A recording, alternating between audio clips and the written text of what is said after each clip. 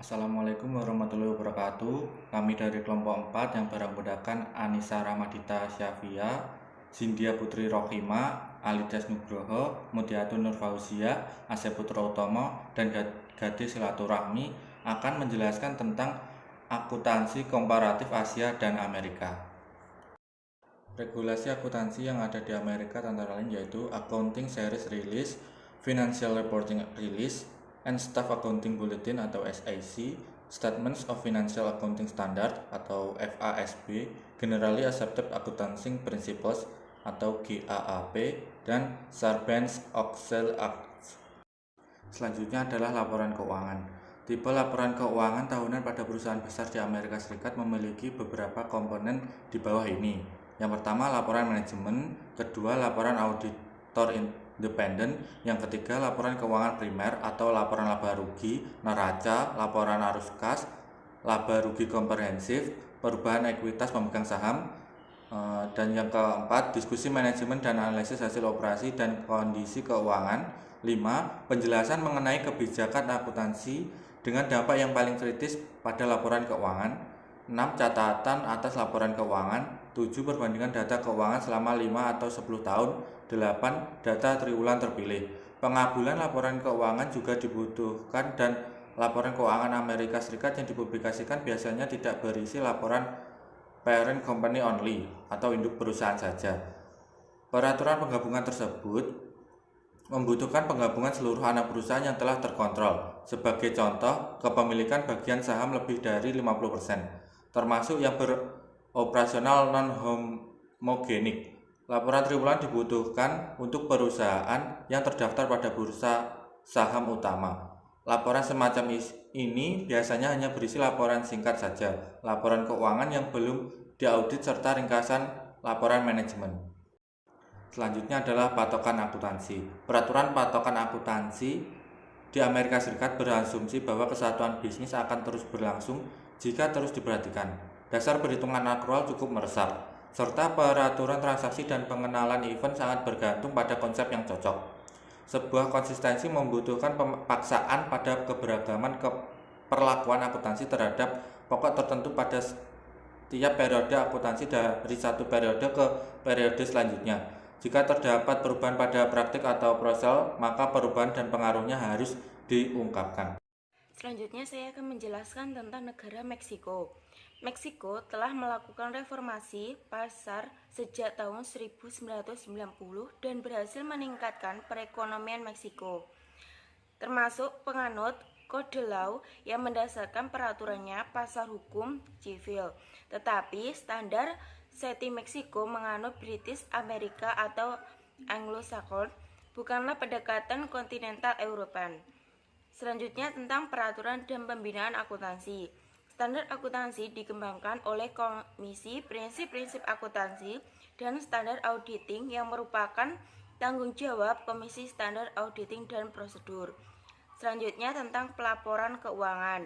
Laporan keuangan yang harus dibuat adalah neraca, laporan penghasilan, laporan perubahan ekuitas, laporan perubahan posisi keuangan, dan catatan. Selanjutnya tentang regulasi pada Meksiko, yaitu Mexican Commercial Code dan Hukum. Pendapatan pajak mengandung persyaratan untuk menjaga kumpulan data pembukuan tertentu dan mempersiapkan laporan keuangan. Akan tetapi, pengaruh mereka terhadap laporan keuangan secara umum tidaklah besar. Mexican Institute of Public Accounts mengeluarkan standarisasi proses audit melalui Auditing Standard and Procedure Commission. Persyaratan yang dibutuhkan untuk mempersiapkan laporan keuangan dan audit berbeda-beda, tergantung pada tipe dan ukuran perusahaan. Semua perusahaan yang berada di bawah hukum Meksiko harus menunjukkan minimal 1 auditor. Selanjutnya yaitu tentang laporan keuangan Meksiko, yang terdiri dari neraca, laporan laba rugi, laporan perubahan ekuitas pemegang saham, laporan perubahan posisi keuangan, dan catatan yang dibantu oleh laporan auditor, yang meliputi kebijakan akuntansi pada perusahaan, ketersediaan material, komitmen untuk pembelian saham substansial atau di bawah hak kontrak, penjelasan mendetail mengenai hutang jangka panjang dan kurs, mata uang asing, batasan dividen, jaminan, rencana pensiun pegawai, transaksi dengan perusahaan sejawat dan pajak. Baik, yang selanjutnya saya akan menjelaskan patokan akuntansi pada negara Meksiko. Laporan keuangan gabungan disiapkan saat induk perusahaan mengontrol perusahaan lainnya. Kontrol diindikasikan oleh kemampuan untuk memutuskan operasional dan kebijakan perusahaan. Kontrol biasanya dimiliki saat lebih dari 50% saham biasa dimiliki, akan tetapi bisa juga didapatkan dengan cara lain, termasuk juga kemampuan dalam memilih manajer atau dewan direksi secara umum. Metode ekuitas digunakan saat terdapat pengaruh tetapi bukan kontrol. Biasanya hal tersebut berarti memiliki 10 dan 50%. Metode pembelian digunakan untuk menghitung bisnis gabungan. Goodwill merupakan kelebihan harga pembelian terhadap nilai sekarang aset bersih yang didapatkan. Hal tersebut tidak diamortisasi, tetapi merupakan subjek untuk melakukan pengujian penurunan nilai. Aset berwujud akan didepresiasi berdasarkan masa manfaat atau kegunaannya. Aset tidak berwujud diamortisasi berdasarkan masa manfaatnya atau biasanya tidak lebih dari 20 tahun, kecuali manfaatnya tidak terbatas, di mana kasusnya tidak diamortisasi, melainkan bergantung pada tes penurunan nilai tahunan. Biaya penelitian dibedakan saat terjadinya, sementara biaya pengembangan dikapitalisasi dan diamortisasi saat kemungkinan teknologi hadir. Sewa guna usaha termasuk ke dalam financial lease atau operational lease. Pembiayaan sewa yang mentransfer seluruh keuangan dan risiko kepemilikan aset adalah dikapitalisasi. Sementara pinjaman dari sewa operasional akan muncul sebagai biaya pada laporan laba rugi. Kerugian bersyarat diakui ketika mungkin terjadi dan dapat diakui. Cadangan tak terduga tidak dapat diterima oleh GAAP Meksiko. Pajak tanggungan disediakan dengan menggunakan metode kewajiban. Biaya pensiun pegawai, premi pegawai senior, serta biaya PHK akan dicadangkan ketika berdasarkan perhitungan kalkulasi dari aktuaria. Cadangan yang berhak dibuat dengan mengalokasikan 5% pemasukan tiap tahun hingga cadangan setara dengan 20% dari nilai modal saham yang beredar. Baik, selanjutnya saya akan menjelaskan mengenai negara Jepang. Negara Jepang ini adalah negara yang menganut Kode Law, yang merupakan negara tradisional dengan akar budaya yang sangat kuat. Muncul keiretsu, yaitu kebersamaan atau konglomerasi gaya Jepang. Pembukuan dan laporan Jepang menggambarkan adanya pencampuran dari pengaruh domestik dan internasional. Dua agensi pemerintahan yang terpisah memiliki tanggung jawab regulasi akuntansi, dan terdapat pengaruh yang lebih jauh lagi dari undang-undang pajak penghasilan perusahaan Jepang. Untuk memahami sistem pembukuan Jepang, kita harus memahami budaya praktis bisnis dan sejarah Jepang. Jepang merupakan negara yang masyarakatnya masih memegang kuat tradisi agama dan budaya. Kesadaran dan saling ketergantungan antar pribadi dan keterhubungan dengan perusahaan berbanding terbalik dengan kemandirian dan hubungan singkat antar individu dan grup di negara barat. Perusahaan Jepang memiliki ketertarikan ekuitas tersendiri dan seringkali bergabung dengan firma milik pribadi yang lain.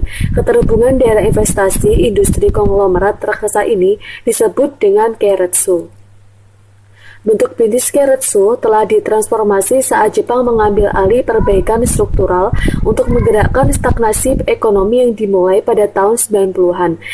Krisis keuangan yang mengikuti pergerakan ekonomi Jepang juga disebabkan oleh review standarisasi laporan keuangan Jepang.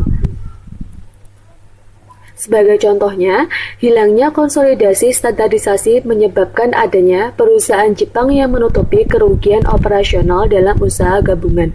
Investor tidak dapat melihat apakah kegiatan operasional perusahaan sepenuhnya benar-benar menguntungkan. Selanjutnya yaitu ada pengaturan dan pembinaan akuntansi. Pengaturan akuntansi didasarkan pada triangular legal system, yaitu pengaturan berdasarkan 3 undang-undang yaitu Komersial, Kode, Securities and Exchange Law, and Corporate Income Tax. Baik, yang selanjutnya yaitu ada regulasi dan pelaksanaan akuntansi. Pemerintah nasional memiliki pengaruh yang signifikan terhadap akuntansi Jepang. Regulasi akuntansi berdasarkan pada 3 badan hukum, di antaranya Undang-Undang Perusahaan atau Company Law, Undang-Undang Pertukaran dan Sekuritas atau Securities and Exchange Law, dan Undang-Undang Pajak Penghasilan Perusahaan atau Corporate Income Tax Law. Ketiga badan hukum tersebut saling berhubungan dan berinteraksi satu sama lain. Praktisi terkemuka Jepang menggambarkan situasi tersebut sebagai sistem legal triangular. Undang-undang perusahaan diatur oleh Ministry of Justice atau MOJ, dikembangkan dari hukum komersial Jerman. Peraturan ini diundang-undangkan pada tahun 1890, tetapi tidak diimplementasikan hingga 1899. Pengungkapan pada kelayakan kredit dan kemungkinan untuk mendapatkan untung akrena distribusi dividen menjadi hal yang diutamakan. Semua perusahaan yang didirikan berdasarkan undang-undang perusahaan diwajibkan untuk memenuhi ketentuan akuntansi. Kepemilikan perusahaan publik harus memenuhi persyaratan lanjutan dari Undang-Undang Pertukaran dan Sekuritas atau SEL yang diatur oleh Financial Service Agency atau FSA. SEL tersebut dibentuk setelah Securities Act dan menitik beratkan pada Jepang melalui Amerika Serikat selama Amerika Serikat bekerja pada Perang Dunia Kedua. Tujuan utama SEL adalah untuk menyediakan informasi bagi pembuatan keputusan investasi. Tahap akhir adalah signifikannya pengaruh kode pajak. Seperti di Prancis, Jerman, dan dimanapun, beban dapat diklaim untuk kebutuhan pajak hanya jika telah di-booking secara penuh. Pendapatan kena pajak berdasarkan pada jumlah kalkulasi berdasarkan undang-undang perusahaan, tetapi jika hukumnya tersebut tidak menjelaskan mengenai perlakuan pembukuan, salah satu poin yang ada dalam hukum perpajakan akan diikuti.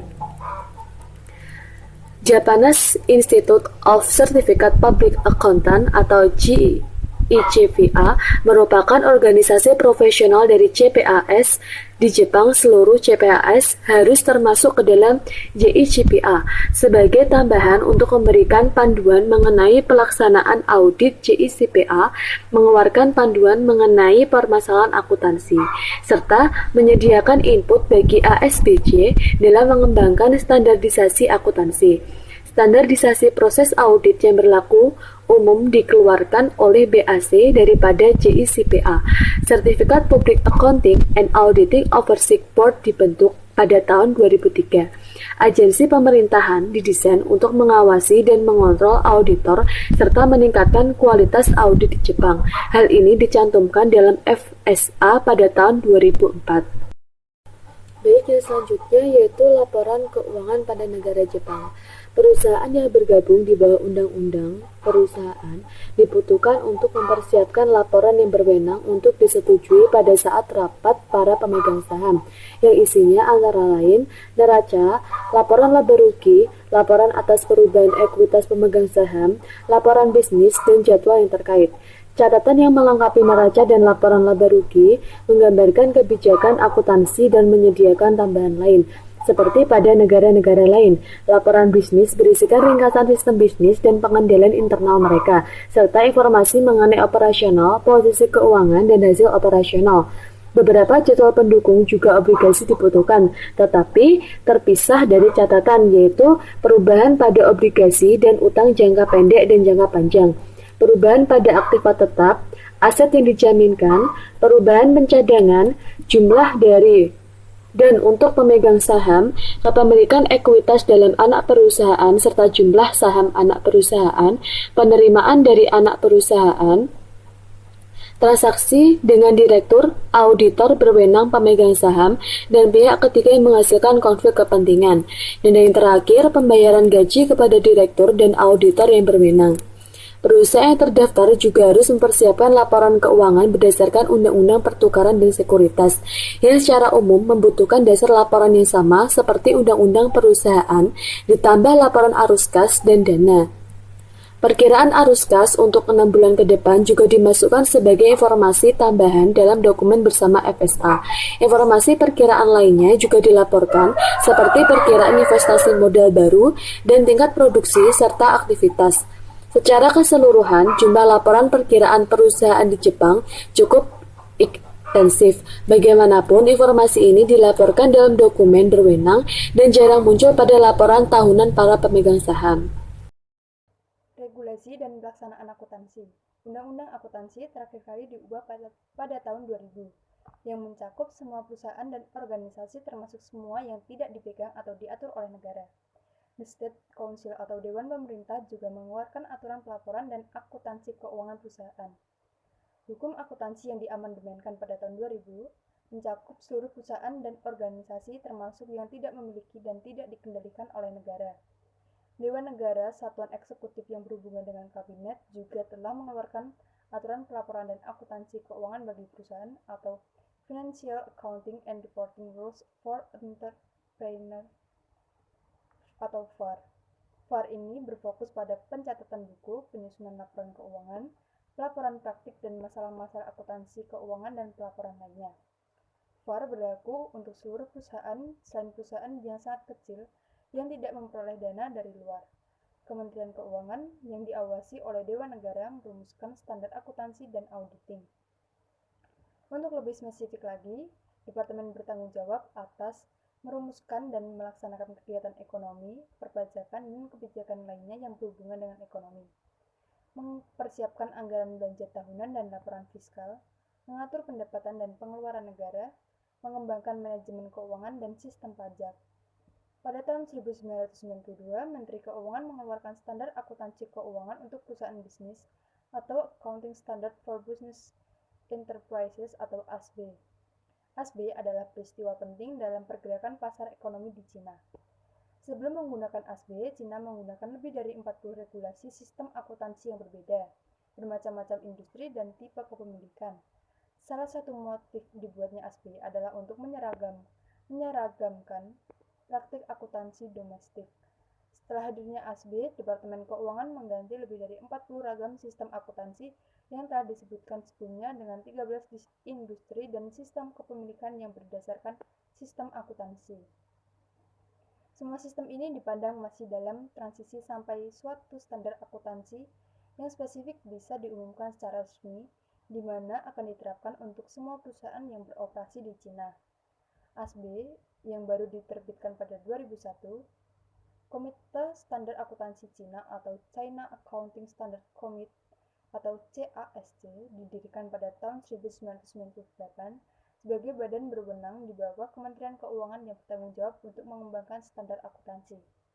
Setelah terbentuk CASC mulai mengeluarkan standar dari topik tentang laporan arus kas, penataan kembali utang, pendapatan, transaksi non-moneter, kejadian bersyarat, dan sewa. Semua standar ini dimasukkan untuk memusatkan standar akuntansi Cina dengan International Financial Reporting Standard atau IFRS. Komisi Pengaturan Sekuritas Cina atau China Security Regulatory Commission atau CSRC mengatur dua bursa saham Cina di Shanghai pada tahun 1990 dan Shenzhen pada tahun 1991. CSRC ini menetapkan aturan petunjuk, merumuskan dan melaksanakan aturan pusat dan berwenang dalam penawaran awal publik atau IPO dan saham baru yang diumumkan pada tahun 2002. Selanjutnya adalah negara Cina. Cina memiliki seperempat populasi dunia dan reformasi orientasi pasarnya membantu menghasilkan pertumbuhan ekonomi yang sangat cepat. Pada akhir tahun 1970, para pemimpin Cina mulai untuk mengubah ekonomi dari perencanaan pusat bergaya Soviet menjadi lebih berorientasi pada pasar, tetapi masih berada di bawah kendali para komunis. Akuntansi di Cina memiliki sejarah yang panjang. Berfungsinya akuntansi dalam hal pertanggungjawaban dapat dilacak jauh ke belakang hingga tahun 2200 sebelum Masehi. Selama dinasti Xiu dan sejumlah dokumen menunjukkan bahwa akuntansi digunakan untuk mengukur kekayaan, dan membandingkan pencapaian di kalangan bangsawan dan putra-putri pada dinasti Xia atau pada tahun 2000 sampai 1500 sebelum Masehi. Konfusius muda dulunya pernah menjadi seorang manajer gudang dan tulisannya menyebutkan bahwa pekerjaannya meliputi akuntansi yang seharusnya membuat catatan penerimaan dan pengeluaran setiap harinya. Di antara ajaran-ajaran Konfusius terdapat keharusan untuk memelihara sejarah dan catatan akuntansi yang dipandang sebagai bagian dari sejarah tersebut. Karakteristik utama akuntansi di Cina saat ini berasal dari pendirian Republik Rakyat Cina atau RRC pada tahun 1949. Cina menerapkan suatu perekonomian terencana yang sangat terpusat, yang mencerminkan prinsip-prinsip Marxisme dan pola-pola yang dianut Uni Soviet, di mana negara mengendalikan hak pemilikan hak guna dan distribusi untuk semua sarana produksi dan memberlakukan pelaksanaan dan pengendalian ekonomi yang disiplin. Mereka menjual dan memberi harga yang ditentukan oleh otoritas program negara, dan penetapan biaya keuangan dan produk mereka diatur oleh Departemen Keuangan Negara. Laporan keuangan cukup sering dilakukan dengan lengkap. Ciri utamanya adalah orientasi manajemen dana, yang mana dana diartikan sebagai properti, barang, dan material yang digunakan selama proses produksi. Perekonomian Cina saat ini paling tepat disebut sebagai perekonomian hibrid atau campuran, di mana negara mengendalikan komoditas dan industri yang strategis, sementara industri lain serta sektor komersial dan swasta diatur oleh sistem yang berorientasi kepada pasar. Dengan adanya reformasi untuk ekonomi di mana mencakup privatisasi, termasuk pengalihan perusahaan milik negara menjadi perusahaan perseroan yang mengeluarkan saham.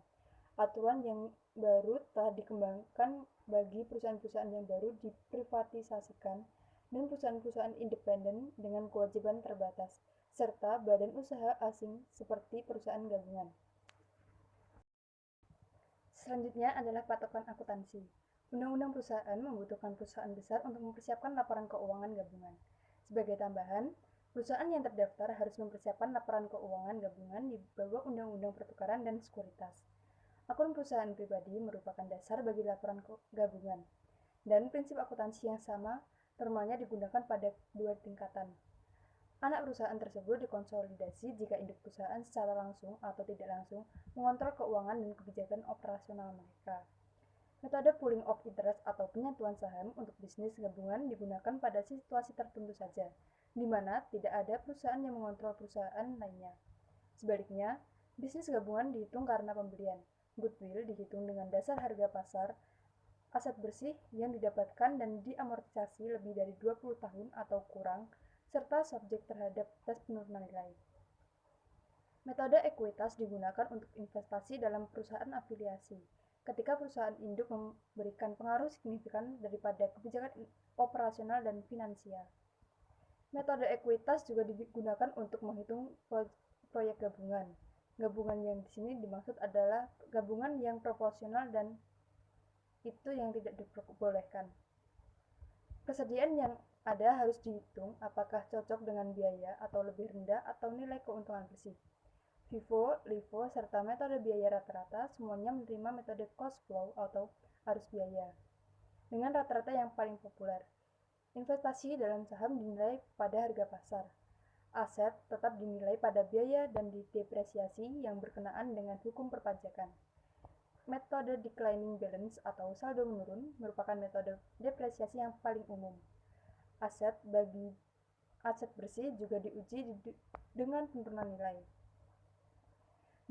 Biaya penelitian dan pengembangan juga dibebankan saat terjadinya kontrak sewa yang memindahkan kepemilikan terhadap penyewa dikapitalisasi. Sewa menyewa keuangan lainnya mungkin kapitalisasi atau dianggap sebagai kontrak operasional. Pajak tangguhan untuk perubahan sepanjang waktu dengan menggunakan metode kewajiban, kerugian bersyarat dipersiapkan hingga terbuka kemungkinan dan dapat diperkirakan. Keuntungan bagi para pensiunan dan pegawai yang diberhentikan diakui secara penuh karena pegawai berhak mendapatkannya, dan obligasi tanpa dana terlihat sebagai kewajiban. Banyak praktik akuntansi mendeskripsikan bahwa hal tersebut diimplementasikan pada beberapa tahun terakhir sebagai hasil dari akuntansi Big Bang yang disebutkan sebelumnya. perusahaan tersebut antara lain, yang pertama adalah adanya kebutuhan daftar perusahaan untuk laporan arus kas. Yang kedua, penambahan jumlah anak perusahaan yang bergabung berdasarkan kontrol daripada persentase kepemilikan. Yang ketiga, penambahan jumlah perusahaan afiliasi yang dilaporkan menggunakan metode ekuitas berdasarkan signifikasi pengaruh daripada persentase kepemilikan. Yang keempat adalah menilai investasi sekuritas pada pasar bukan pada biaya. Yang kelima, menilai persediaan dengan biaya yang lebih rendah atau nilai bersih daripada dengan biaya. Yang keenam, pencadangan penuh atas pajak tanggungan. Dan yang ketujuh adalah akrual penuh bagi kewajiban, pensiun, dan pemberhentian kerja lainnya. Akuntansi di Jepang sedang diubah agar dapat mengikuti IFRS. Laporan keuangan neraca, laporan laba rugi, laporan arus kas, laporan perubahan ekuitas dan catatan yang mencakup laporan kebijakan akuntansi.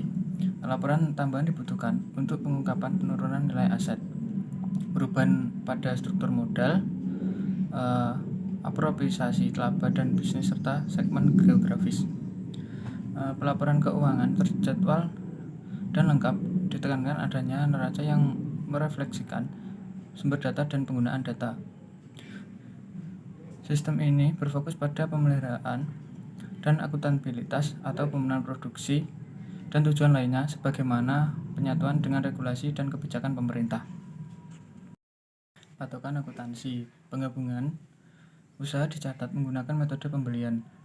Goodwill adalah perbedaan antara biaya dan harga pasar aset dan kewajiban yang diakuisisi. Metode ekuitas digunakan bagi investasi dalam rekanan. Semua hal menyangkut dengan investasi memiliki pengaruh yang signifikan.